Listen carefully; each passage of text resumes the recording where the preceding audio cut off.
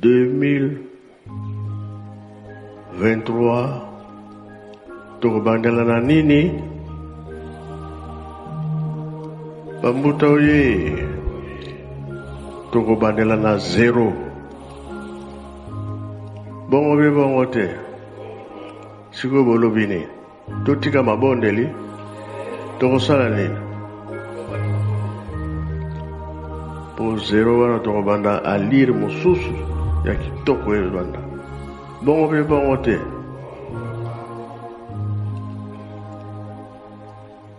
tolingi tosepela mbala oyo 0 elongwa na kati na mokili mobiso na butu olakisinga likambo moko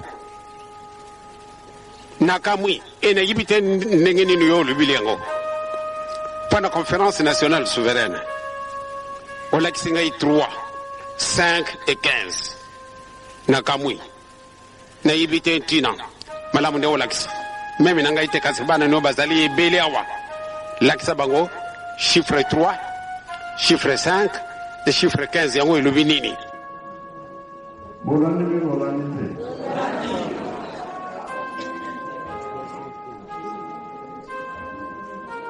tata musicien disciple azali be azali te bino bozalaka ntango pese elakisini elikambo wana 3, 5, 15 La Congo de Papa n'a plus de temps de nos sons. Papa, merci pour la parole de Saint-Esprit. Papa, le bâti 3, 5, 15. D'abord, c'est ça la Bible. 3 est là ici, la Sainte Trinité. Tata Zambé, Koye Soupé, Tata Moliko Son. 5 est là ici, Binomital, la paix de Papa. Binomital, Papa, sinon, il a Maman Nidou, Nana Papa, Maman Sasa. 15 est là ici. Tata Abraham, Tata Isaac, la Tata Jacob. Dans les 12 tribus d'Israël, il y a moi là et là ici 15. Parce que Zoana, Papa, Azwa Kiao, Azar, P. Et ça, la carte la Bible. 3, 5, 15. Bon. Dernier papa, le Béliango. Conférence nationale souveraine des Alliés traditionnels Anna. Alors, papa du Kakou, qui est à Zalaki de Kola, représentant la Bisso, ou la conférence nationale souveraine, Tamate, à Zalaki Moko, la Katikuna. Papa du Koutou, Yende, à l'Oraki, du Papa Samukima. À l'Oki, la Kati Yamukina Bisso. Les Zana Moko avec Simon Kimam depuis 1921. Tata Wana a Bandaka du Cameroun, il y a indépendance qui a beaucoup à Bisso. Alors, Bakako, Mouinou, à Kokoma Mundele, Mundele, à Kokoma Mouinou. Bakmoni, soit Bolo la Katié. Alors, dit non. Alors, ça la papa passe. Papa lui dit, dis le nom. Bozoyeba tata na ngai te tata na ngai eye mutu afongoli mayemanso ya afrike soki lelo afrike ekomi indépendant grâce ya papa Simon Kimba eske na 1921 mokili moko ya afrike ezwaki indépendance mokili moko te yango wana papa alobaka conférence nationale souveraine 000 ekobima kuna. D'ailleurs, le Bilinabisco, de Rosonga, la zéro, du Kamoka, madame, de Rosalate, la tête du Bilinabisco. Nous avons un bisou pour nous voir. Dans le lycée, papa, nous avons des lois. Dans la date, il a ici 23. 23, total 15. Plus 3, plus 5, il a ici nombre 23. 23 wana elaki 2023 ndenge papa apesaka biso maye wana alobaka 2023 elakisi ete nouveau démarrage ndenge ozoloba na biso tokobandela na 0 ya mwana papa le 22 mars 2023, Papa Diangela a cousu 5 ans. Na 5 ans, il y a eu Yamala Papa, 23 ans électé, c'est 2023 pour aller à 0. Yamala conclusion, il y a 4 heures, il fait ça la vie. Yamala Papa, la combat présentement dans le sens. Amen. Amen. Merci. Oui, l'expliqué. 2023, toute la langue, oui, tout la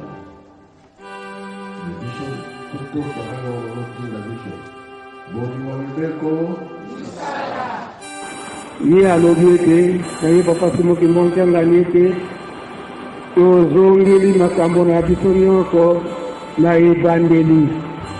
Tozongeli makambo na biso nyonso na ebandeli. Donc, tozongi à 0. Et ce qui tokanisi na ba archive na biso en 1989, le 1er janvier, Papa Mpumalongo, Papa Diangela Lobaki était photozongela à 0. Il photozongela à 0. Donc, dans le message, il y a Papa Mpumalongo, Papa Diangela Goutimana, le 1er janvier 1989. Photozongela à 0.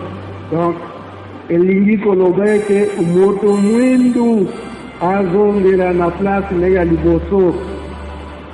Donc a 0 wana elakisi ete nzambe ndenge kela mokili na ye moto ayambo akelaki nde moto mwindu tozonga na esika na biso wana.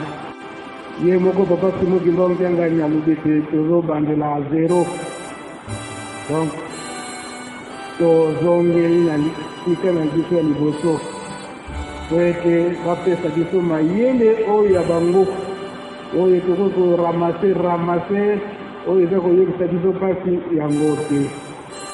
Donc tosala effort wana ndenge papa simo kimbongo yangani alobi ete tozokozongela a 0 elakisi ete arekipele biso ndenge arekipele biso tolanda matei na ye epe tosala tolinga kosala oyo ye alingi na biso. Yango papa simo kimbongo yangani na lelo alobi ete tozongi na nini. Donc na esika na biso ya départ esika wana kobandela nde tozongi wana. Donc, expérience oyo tovivre na pasi nyonso oyo tomoni tokomi sikoyo mayele eza boye te. Yango papa simo kimbongo yangani azongi biso na liboso wana mpo batrajectoire nyonso totraverse pasi nyonso wana tosimoni yango ye azongisi biso na ebandeli. Soki moto abandi na ebandeli ntango akolanda susu nzela wana oyo akendelaki ayokaki pasi ese oyoka susu pasi oyoka susu pasi te soki oyoki pasi wana nde bozoba na yo moko eza ndenge wana te. Lelo oyo l'actualité ya lingomba ekomi ete tokomi kobanga na ndenge nini eke papa simo kimbongo yangani alobi tokozonga wapi na 0. Donc biso na bomoto tozokanisa ete bandako na biso totongi ya kitoko tolatisi yango biloko nyonso wana ekobunga eza boye.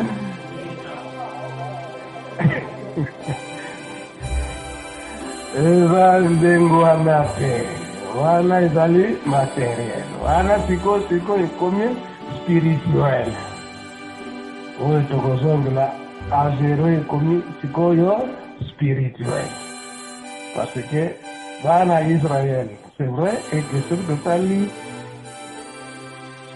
na ndenge tokotangaka la science de la technologie tokotala eke la plupart ya basavant oyo babandi bainvention na bango donc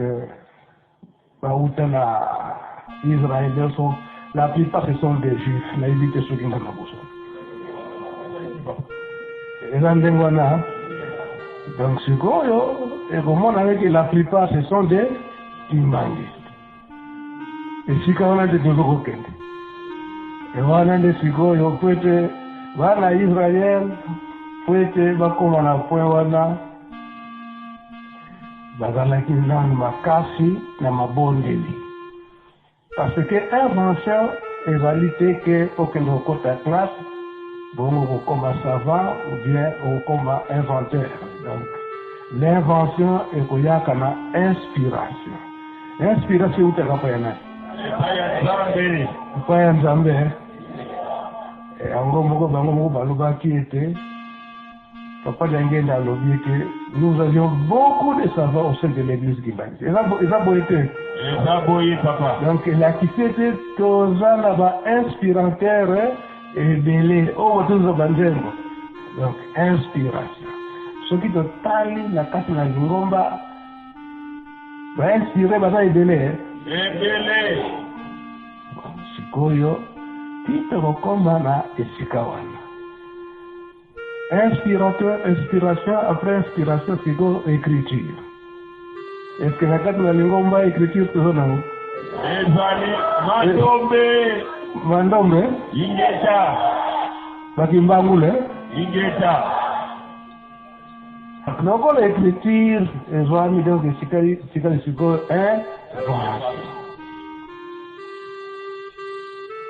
Siko na invention na Siko Sikali Katelo comme reconnaître Papa Simoki. O Papa Simoki mba mchanga na lubike tukozongela à zéro. Si tozongeli à zéro. C'est l'expérience qui fait quoi? Donc maintenant, tout ce parcours qu'on a couru maintenant, on est devenu sage. Est-ce que tu comprends du Cambodge? Donc, il y a un Papa Simoki Manganga na l'objet tozongeli à zéro. C'est un parcours nous sommes de courir, nous sommes là. Aujourd'hui, c'est quoi une expérience, ma casse. Cela, on sait très bien que si j'ai trébuché parce que j'ai fait ceci, j'ai fait cela. C'est ce qu'on dit à Kikongo, Nkomi, et vous tout qui dites à Mani. Donc, on reprend. Maintenant, pour prendre la meilleure position, on est maintenant vraiment bien positionné. Donc, on ne peut pas se mettre dans le l'oublier que tout zongi na zéro.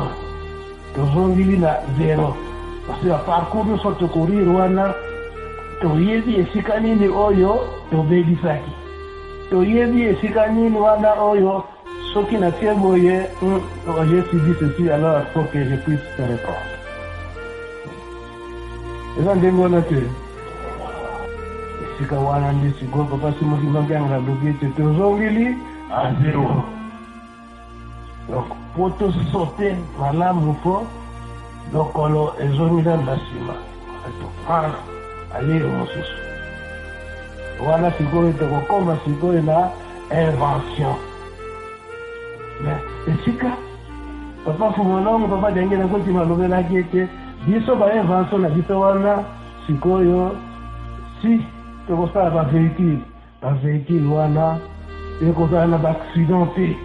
Donc tokoraisonner sikoyo ndenge nini oza na véhicule et que oza korouler nango ke jamais tili wana yo ou bien ti mutuka wana ekokufa okotika na koconnaître accidenté. Donc ozomona ngo ce qui n'est n'est-ce pas? Donc, on que c'est impossible que le véhicule n'ait pas connaître accidenté. Mais les gens ont trop tard. L'avion va crash et cause la tête. Nous connaissons donc accident et cause la tête. Et puis, l'invention wana ekozala ke ekobanda koprotéger biso bato. Donc tokozala na longue vie. po ete tozwa alire mosusu ya vie oyo ya kotambolela oyo tozala na sikoyo na plusieurs années na oyo papa Simon Kimbangu Kyangani azali koloba neti ndenge tolobi sikoyo alobi eke tozongeli a zero. Papa Jangenda asi alobelaka yango me toyokaki te yango papa Simon Kimbangu Kyangani azongisi yango lisusu po toyoka. Ata okwe ici 10 000 francs là, on regrette bien, on regrette. Bon, on se dit 100 000. Ma casse. Ah. Omoni. Mutu wana koyoka motema ma pasi mingi. Bon, na ye bungi. Ilingo lobake tokobanela na zero na ndenge nini pouvoir ya tata Nzambe ntango ekozonga ndenge ezalaka kala oloko tie eloko bato oke nango koza na problème.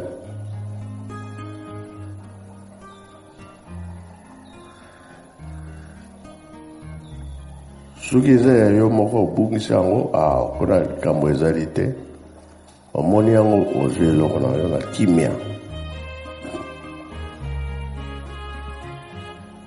Alors yango wana tomibatela kuma kia nzembo ezali bi ezali te oyebi yango kia ntongo ekosala nini tana tala vitesse tokomi nango toyebi ke Nzambe aza na likambo koloba bana mokili esalamana nalobi likambo wana te. Oyo point eza kolobama lelo na ntango nyonso oyo mbaloba papa Mfumu Nlongo papa Simon Kimbangu Kyangani lokolo ezongi nsima to makambo na biso nyonso tozongeli na ebandeli po ndenge totambolaki ndenge tozongeli na ebandeli elakisi ntango tokotambola lisusu esika tosalaki baerreur wana ekosalama lisusu te boye te yango nde tata Molimo Santu papa Simon Kimbangu Kyangani alobi ete tozongeli a zero. Tokobandela na zero kama zero eke mokili mobimba bato nazotuna ekozala ndenge nini nazotuna bino nini nazotuna bino te bino balobi nini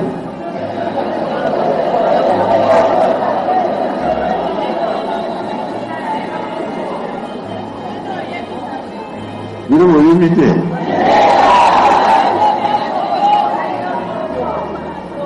kasi wana tunaki bino 3, 5, 15 elobi nini kasi 2023 yango te ya makambo te soki tata Molimo Santu papa Simon Kimbangu Kyangani alobi ete azongisi biso na zero elakisi ete alimisi biso na mabe nyonso oyo tosali alimisi biso na mobu ya sika oyo alimisi biso yango nde azongisi na zero alimisi biso na mabe nyonso oyo biso tosali. Tata Nzambe tata Molimo Santu na nzota papa Simon Kimbangu Kyangani te alimisi biso na mabe nyonso oyo esi tosali yasiko etikali na biso ete tolongola bumutu oyo toza nango bumutu oyo toza na yango tozonga tokoma petwa na miso tata Molimo Santu komona pete angasi nakomi na ngai naza na Niger oyo mwana moke ka moto asali bongo mwana moke bakengelaka ye na baboti ndenge tata mokonzi abule alobi ete tozongi na esika ya ebandeli, donc tozongi na zero. Ndenge tozongi na zero, biso tozali bandimi ya tata Simon Kimbanga. Lelo na nzota ya papa Simon Kimbanga Mpiangani, ndenge apesi biso lisusu grâce wana na mibu oyo eleki soki totambolaki mabe, malamu awa azongisi biso na ebandeli to na zero. Tosala molende po ete tokolonga na kondima na biso, totosa ndenge aza kotinda biso na kati na mabondeli misala mpe tobosana te. Programme tozwaka na 89 ntango bapapa vandaki ya 5 mois mpo balobaki bien ingomba soki ekokisi 100 ans bokomona makambo ekozala. Tokobandela na zero. Tolandi mpe tolandi te, toyoki mpe toyoki te. Sikoyo yango likambo tata Nzambe eza koluka nzela solo ekomonana ekoyebana. Kimia ekoya na komba tata mwana mpe tata Molimo Santo. Amen.